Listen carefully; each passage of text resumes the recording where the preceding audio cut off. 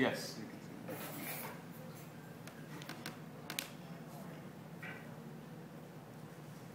Do you want to look 20 pounds thinner? Just tell somebody that you're a vegan and bam, 20 pounds are gone. For those of you that aren't familiar with the vegan lifestyle, a vegan is somebody who chooses not to use any animal products or products tested on animals. They also choose not to eat any animals or animal byproducts or wear animals or animal byproducts. Naturally, this type of lifestyle causes curiosity, and people tend to ask me a lot of questions. So today, I'm going to answer 3 of the most common questions that I get when people find out that I am a vegan. When people find out that I do not eat meat, dairy, or eggs, one of the first questions I hear is, well, what do you eat? My diet consists of vegetables, fruits, nuts, seeds, whole grains, and beans. And I promise you I eat more than salad. There are many more combinations with those few ingredients, and I'll give you an example of just a few. One day I might choose to eat a huge plate of nachos. The next, I could choose Italian food and have some mushroom pasta. I might also choose to eat Indian food, which is a big vegan staple. And one of my favorites is aloo gobi, which is a cauliflower dish with potatoes. It's very good. Thai food is also another popular vegan genre. And yellow curry is one of my favorites, also with potatoes. Potatoes are a big staple in the vegan diet. Of course, we have desserts as well. There's vegan cheesecake, vegan donuts, and there's even a few types of cookies that meat eaters might enjoy. Did you know that Oreos and Nutter Butters were vegan? That's not real cream in the Oreos. These, of course, I don't eat very often because they're not healthy. But there are some rapacious vegans who eat too much of the unhealthy foods and don't live a healthy lifestyle, which is probably the reason why I hear the next question so often. Where do you get your protein, or calcium, or iron, or fill in the blank? Well, I have a little secret to share with you. Plant foods have calcium, and iron, and protein.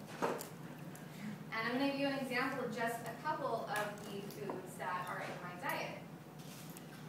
On whfoods.org, this is a website that shows some of the healthiest foods in the world, and it's not a vegan website, it's not a vegetarian website. You can find nutritional information on some of the world's most healthiest foods, including fish and dairy. But there was a reason that Popeye ate the spinach. With just 1 cup of spinach, you have almost 10% of your day's protein, about 25% of the day's calcium, and about 35% of the day's iron. If you add black beans to that spinach salad, you have almost half of your daily protein now, a little bit more calcium, and over half of the day's iron. And that would just be in 1 meal.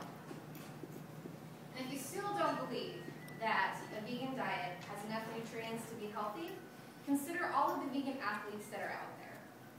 Tony Gonzalez is a player for the Atlanta Falcons, and he used to be on the Kansas City Chiefs. Then there's Scott Jurek, who is an award-winning ultramarathon runner.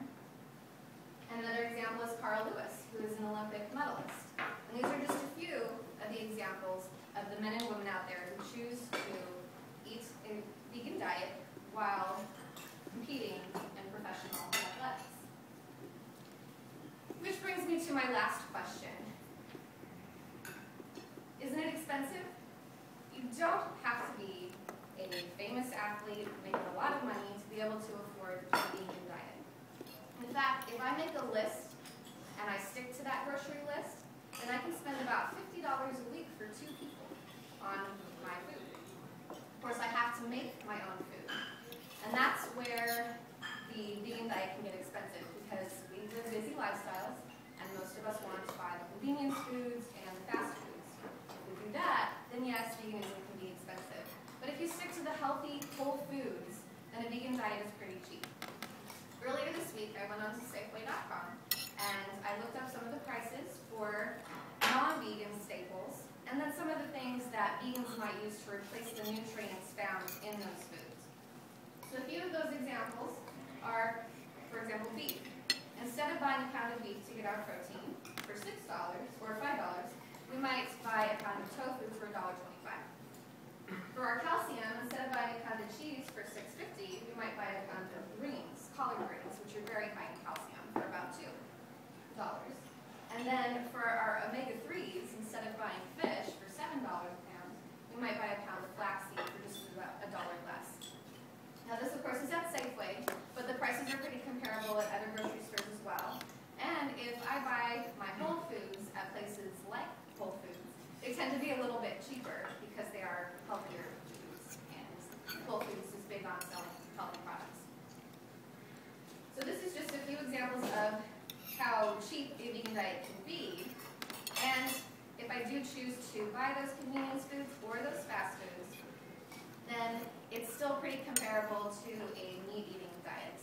So I might spend the same amount of money as you do, or if I choose to be healthy, I might just buy the Whole Foods and spend a lot less than I used to spend on groceries. The bottom line is that you don't have to worry about me, although this lifestyle might not be for you. I still get plenty of food to eat for a pretty affordable price, and it's very yummy. So don't worry, I'm pretty healthy, I'm not malnutritioned, and I'm not underweight. So the next time you meet a vegan, instead of asking what do you eat, you can ask, when can I come over for dinner?